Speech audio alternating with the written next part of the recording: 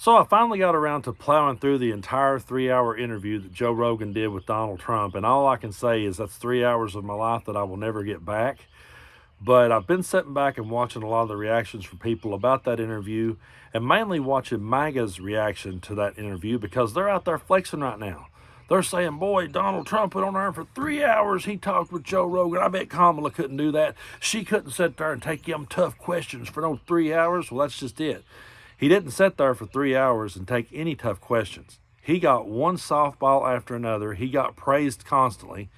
And Joe Rogan mainly just sat there as he just spewed his bullshit and went, right, right, right.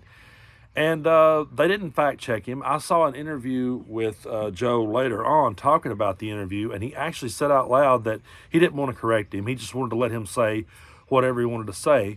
So he platformed someone, again, which is nothing new for him. He platformed someone who sat there and lied his ass off and just spewed a bunch of his same tired rhetoric that he's been doing on the campaign trail, because that's the only act Donald Trump has.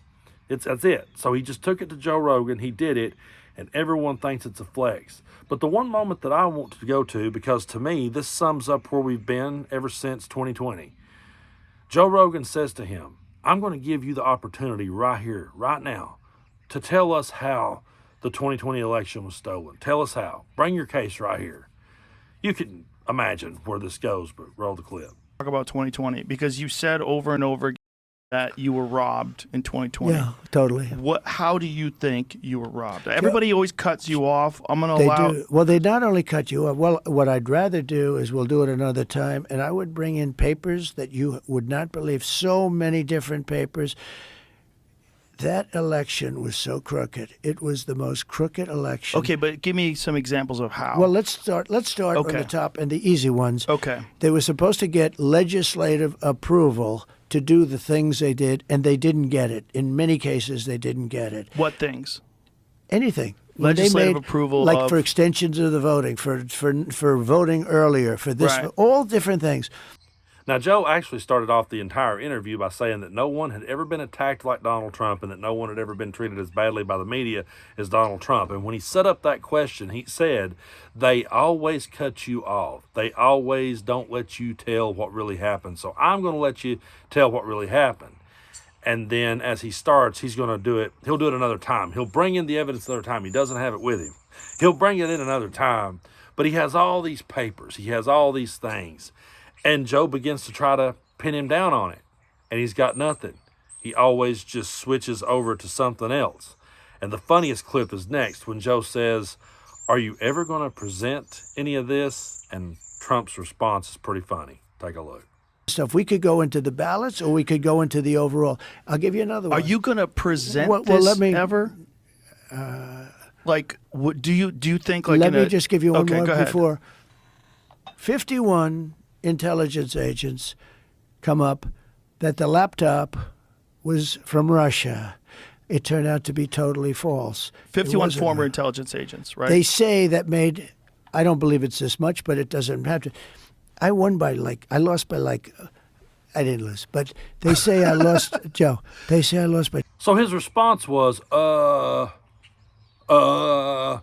that was his response, and then he started talking about Hunter Biden's laptop. So for everyone out there who identifies as MAGA, and everyone out there who sees him as their Lord and Savior, and everyone out there who has hinged all of their faith on every word he's ever said about the 2020 election, there was his moment.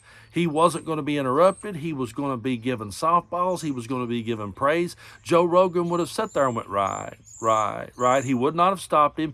He had the golden opportunity. If he really was smart, if Donald Trump was actually smart, he would have got his case together. He would have got his lawyers together. He had 3 hours. There was his chance. Joe Rogan wasn't going to cut him off. Joe Rogan wasn't going to correct him. Joe Rogan would let him say it.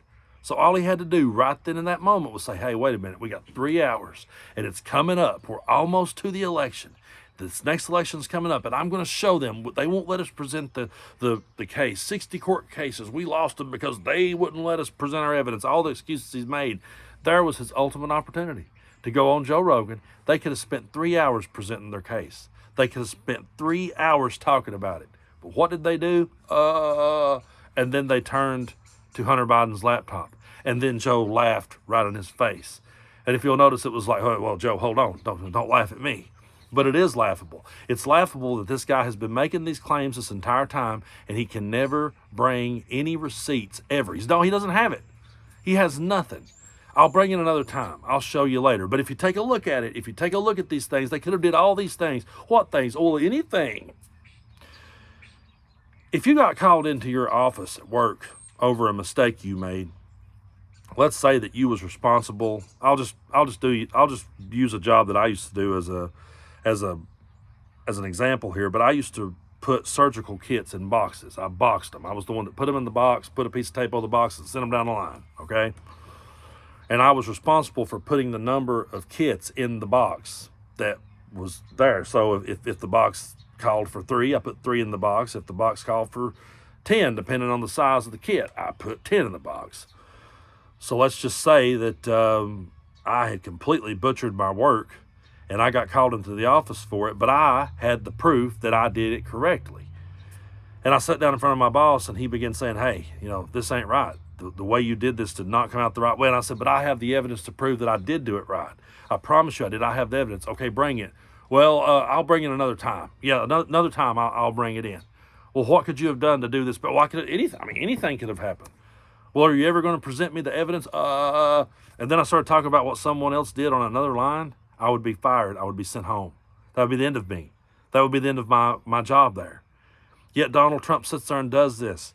And his followers are so gullible, they think it was a flex that he talked for 3 hours, not realizing it was a golden opportunity that he missed. We see his rallies all the time. We see him go out there and praise dictators. We see him talk about Hannibal Lecter. We see him do the weave, which, by the way, when he tried to do the weave with Joe Rogan, Joe said, you're weaving all over the place. Could you rein it back in? And later said, I was really trying to get him on point, but I couldn't. So he goes on there for 3 hours, does the same act that he's done this entire time. All you have to do is watch one of his rallies and set it up next to Joe Rogan, and it's the same thing. You'll see the same exact act. There it is. He had a chance, though, to go on there and present his case for 3 hours, and he blew it. Why did he blow it? Because he doesn't have it to begin with. He lost. He knows he lost deep down. He can't explain how. But all he has to do is just keep saying those evil Democrats did it to him, and his followers are gullible enough to believe it. They want him to be right about everything, and they want him to win because he empowers them and makes them feel like a winner in their world. And that's truly sad to me, that people look to this guy and they think that he worked his way from the bottom and he made something out of himself, and he did none of those things. This guy is not a hero in any novel you could ever try to write. There's no way you could write this and spin this that he was the hero in any world. He is a con man, he is a grifter, and he is an habitual liar. And he sat there and he weaved for 3 hours and never brought it home, never brought the receipts, never brought the evidence, never brought the facts, never brought the truth, never said, I have it. Here it is. Joe said, they silence you. They won't let you speak. Well, there was his opportunity. There was his opportunity, and he didn't do it. So to any MAGA supporter who's still hanging on to this video, troll it to end, how does it feel knowing your guy had 3 hours to present his case and didn't do it? Why didn't he do it? Joe wouldn't have cut him off. He could have did it. And you all could have really been flexing. But instead, you're flexing about the things we already knew. You're flexing about the things that he's already said on the campaign trail that we've already heard him say, and we're already sick of it. So that 3 hour interview was not the flex a lot of people think it is. That 3 hour interview just reminded us of how unhinged and off the rails that he is.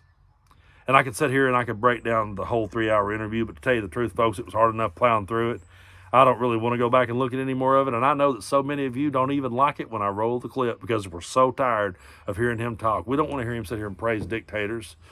I almost used the one where he said that Abe Lincoln used to grieve over the death of his son, Tad. Lincoln died in 1865, and Tad died in 1871, so I saw a comment, oh, look, listen to what a historian Trump is. Kamala couldn't do that. I mean, this is their world, folks, and as long as they're in it with us, we're going to have to call out the stupidity. But I thank you guys so much for hanging with me and supporting what it is that I do. And if you haven't already, be sure and hit that subscribe button. We've been growing leaps and bounds here lately, and I really appreciate you guys so much for buying this ticket and taking this ride with me. Thank you.